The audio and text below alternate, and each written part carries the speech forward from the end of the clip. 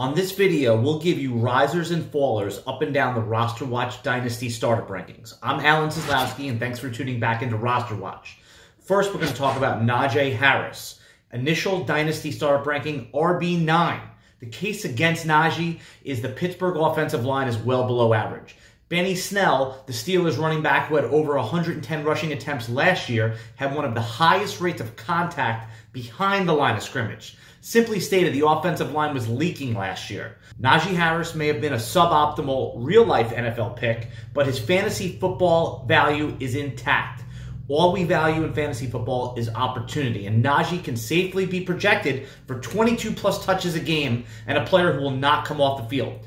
Under Steelers head coach Mike Tomlin, the Steelers have always leaned on a workhorse running back. Think about how they used Le'Veon Bell just a half-decade ago. Najee Harris is instantly a top 10 running back for Dynasty. As long as you understand he's a one-contract running back, draft Najee Harris and enjoy the ride for the next 3 or 4 seasons.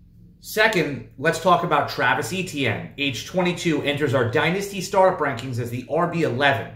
Travis Etienne is being undervalued in early rookie drafts. It is common to see him fall to the 1.8 in Dynasty Superflex leagues. In startups that include both veterans and rookies, Etienne is getting drafted after Derrick Henry, J.K. Dobbins, and Aaron Jones. All three should likely be ranked ahead of Etienne for redraft, but this is where Dynasty diverges from season-long leagues. The landing spot in Jacksonville is being perceived as a bad one for fantasy. The market values last year's RB5 overall, James Robinson, as a major obstacle for Travis Etienne. Those who have watched Travis Etienne dominate college football realize that he is not a workhorse running back that's going to command 25-plus touches. Etienne's value comes from his elite pass-catching ability. Fantasy Football Hall of Famer Jamaal Charles produced at a high level on 12 to 15 touches per game.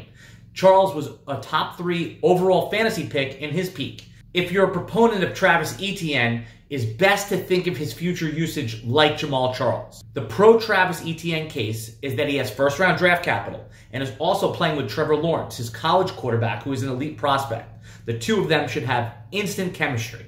The third player we're going to talk about is Michael Carter, the rookie running back out of North Carolina, age 22.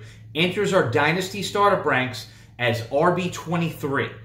There is a strong case to be made that former North Carolina running back Michael Carter ended up in the second best landing spot after Najee Harris. Carter walks into the New York Jets team that has a new coaching staff, elite quarterback prospect, refreshed wide receiver core, and most importantly, no entrenched starting running back. The perception is that Carter is a James White pass-catching specialist who backed up then-teammate Javonte Williams at North Carolina. A quick Google search of the statistics showed that he outperformed the highly touted Javonte Williams in both rushing yards and efficiency. Carter also caught 25 passes in a shortened season last year. The knock on Carter is that his size of 5'8" and 201 pounds do preclude him from being a workhorse running back, but Carter should walk into an immediate role and is worth a top 25 running back selection.